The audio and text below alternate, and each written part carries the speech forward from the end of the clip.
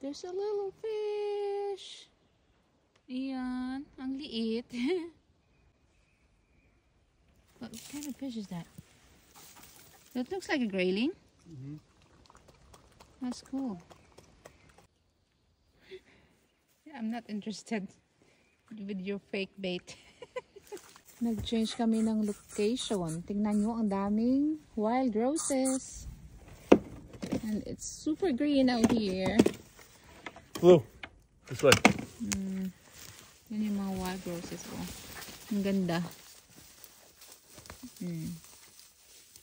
Okay. Oh.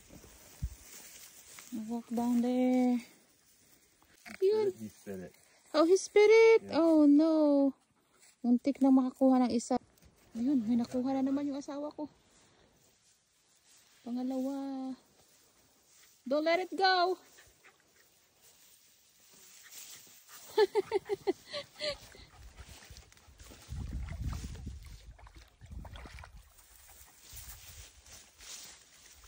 Can you just lift it?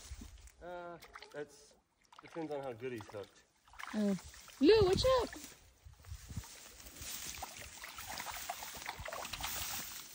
I think I got him hooked pretty good. Yeah, I think so. Yay! Dinner! So, akala ko, hindi malinaw yung tubig. Yung pala, yung dirt lang sa ilalim yung brown. Pero ito, tubig clear naman.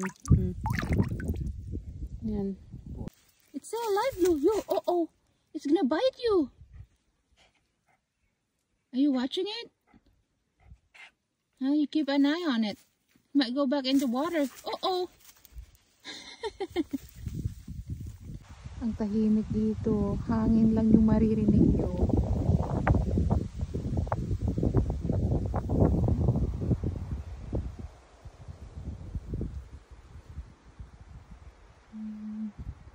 Ang daming kahoy din dito, oh. May thunderstorm na naman na parating. Tingnan nyo. Uuwi na kami. Baka mabutan kami ng ulan. Yeah, it's getting dark. Sira yung isa naming fishing rod. Kaya yung asawa ko lang yung fishing. Let's go. Kaya ating pangalawang isda. Ilagay natin sa ating bag. Dalawang isda for dinner. Yum. Huli na kami yung ulan. Baka mabasa. Hurry up, we're gonna get wet. So, ito na yung mga isda na nabingwit namin kanina. Dalawa. Ito parang maliit na bangus. Grayling ang tawag dito. So, lilinisan ko lang ito. Kunan ko lang ng kaliskis, ng hasang at ng tiyan.